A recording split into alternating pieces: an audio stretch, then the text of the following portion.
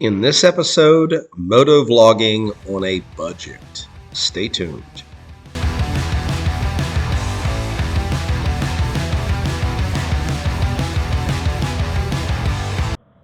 What's up? J Street Moto here, and welcome back to the channel.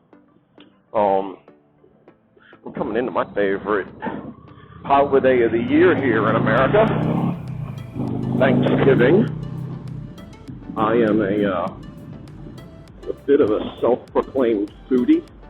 I also cook quite a bit. So this time of year is really, this is my favorite holiday by far, all of them. So that's getting ready to happen. But I thought what I'd talk to you about in this episode is, my motovlog setup.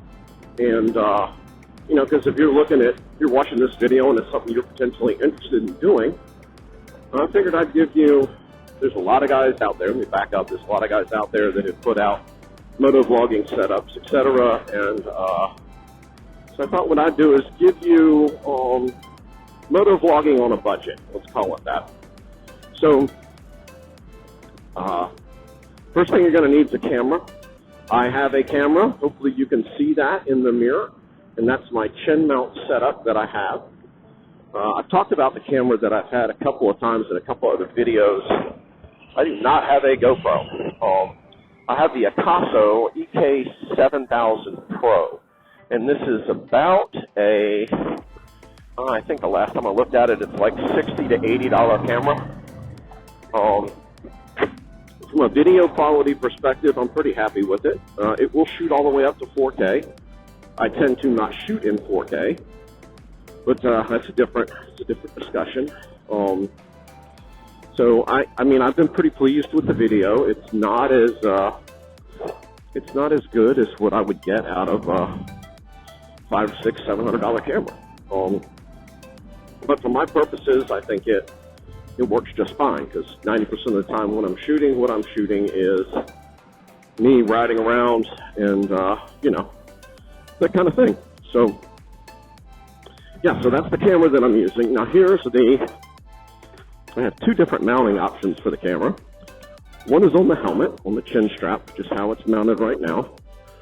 And the only time that I pretty much wear it this way is when I am wanting to do a vlog the way that I'm doing it right now, where it's first-person audio and first-person video. You're seeing what I'm seeing while I'm, talking about it and talking to you about just random things.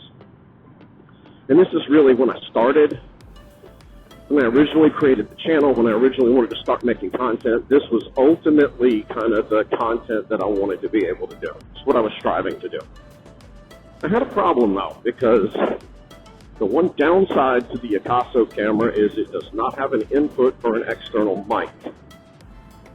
Now, as you can imagine, that's going to make things difficult for me to be able to talk and record while I'm riding. And so the current setup I am using, the helmet that I have is Bluetooth capable, and I connect it to my phone. Phone's right there. And I turn on the voice memo option on my iPhone. And using that, I can record audio while I'm talking from my helmet, and I'm recording the video at the same time.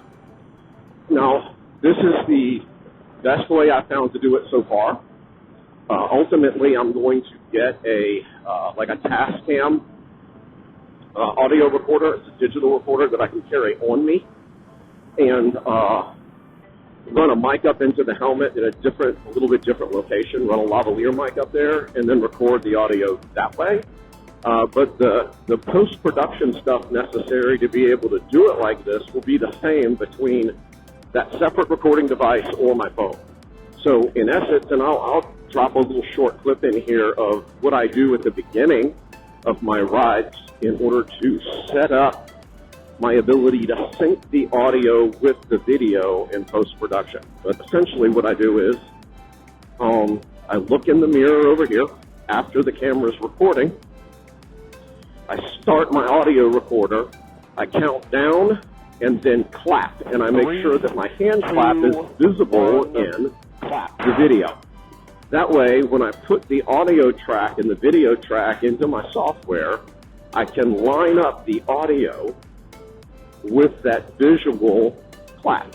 And, you know, for those of you that are not familiar with production of movies and videos, etc., if you always wanted to know what that little clapper board was when they're, you know, starting to shoot a scene, that is exactly what that board is intended for. It's to give them a way to sync up the audio with the video, because they're usually running them on separate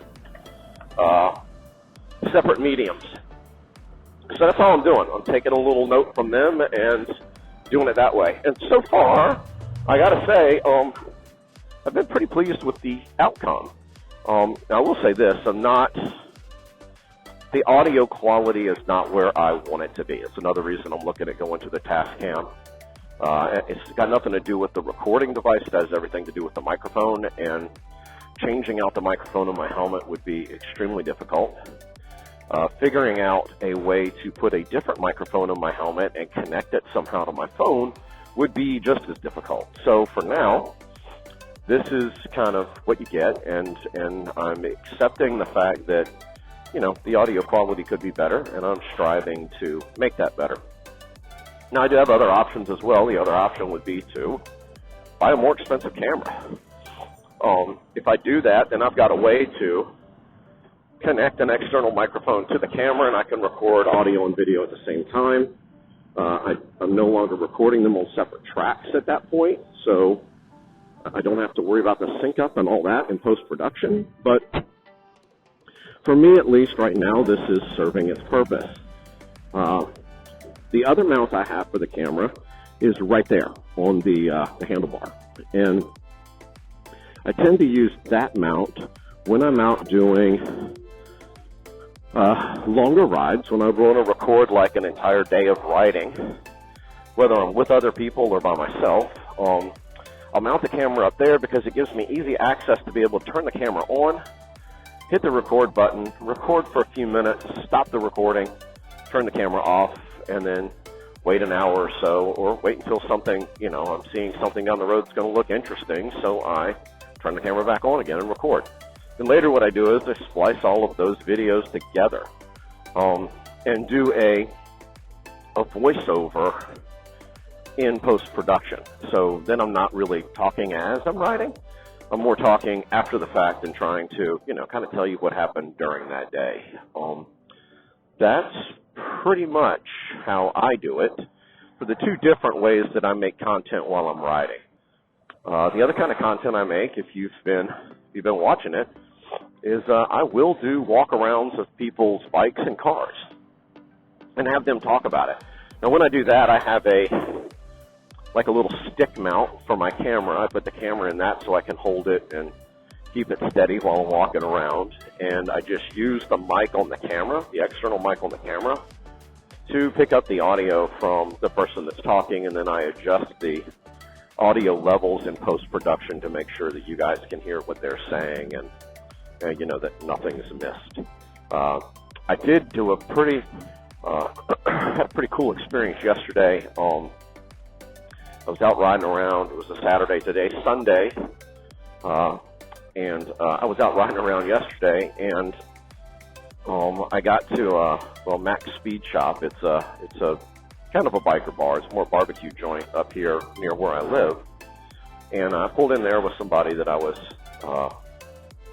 riding with, and they had happened to have, it was a meeting or like a meetup of a Toyota Supra group. So there were like, I don't know, 20, 25 different Toyota Supras in the parking lot at this place. And so I came, look at the doggy. Hello, puppy. I came out of the bar and just kind of asked. I was like, all right, I got a YouTube channel. Mainly we're motorcycles, but I'm willing to walk around a car if someone wants to tell me about theirs. So which one of y'all has the baddest Supra here? And everybody kind of in unison pointed to the same dude. So I was like, all right, well, do you want to do this? Do you mind if we do it? He's like, not at all. So he took me over to show me his Supra, and I made a short little video of it. It's about, I had to guess, it's about 6 minutes long. and I'll be dropping that one at some point in the future. It'll come in. Haven't decided whether I'm going to release it by itself or whether I'm going to make it like, you know, maybe I run into that guy that's got that Corvette somewhere and have him walk around his Corvette and do like 2 or 3 cars all in one video. I haven't decided yet kind of which way I'm going with that one. But yeah, this Supra was pretty cool. It was basically, it was turbocharged, one of the biggest turbos I've ever seen inside of underneath a hood, and at least on a street car. And well, according to the dude, it's making somewhere between 800 and 1,000 horsepower to the wheels, which is insane for a car that's that small and light. But yeah, so that's the other kind of content I do. I'll just walk up to random people. Some people, some of it's people that I know. You know, like Patrick, when we walked around his Road Glide CVO. I've known Patrick for a few years, and he was like, yeah, man, I'll walk around it. We've done a walk around of Juan's bike, that's who I'm going to meet today. We've done a walk around of David's bike. Going to be doing a walk around of Chris's bike from Legacy Moto. I'm going to be doing a walk around of his, and I'm going to do a walk around of Ellen's bike as well at some point in the future. We just haven't lined up the time for us to be able to knock that out yet. So yeah, that's kind of the content that I do. So I've got content that is first person, like what you're experiencing now, and I've kind of told you the budget setup I use for how I do that. And then everything else is, you know, kind of standalone video that I then later add audio to, or it's walkarounds where I don't have to worry about the audio because the camera is picking it up for me. But yeah, that's what I wanted to chat about today. In case you were curious, maybe you're watching this because you want to start making video yourself. What I can tell you is, for me at least, on the long trips that I take, it's really been the right decision to have this mount here on the bike for the long trips, because if you're like me, I don't like running around with the camera on my helmet all the time. I do have another way to mount the camera on me. I've got a chest plate that I can put on, and the camera mounts on the chest plate. I wear that when I'm wearing the half. Problem with that chest plate is, with the windshield on, or with the fairing on, it obscures all of the video. So pretty much the chest plate is no longer valid unless I take the Memphis Shades fairing off the front before I go ride.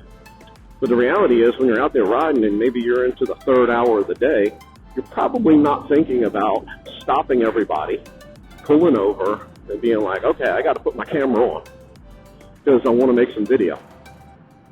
I forget to do it. And that cost me a lot of video opportunities our first trip to California.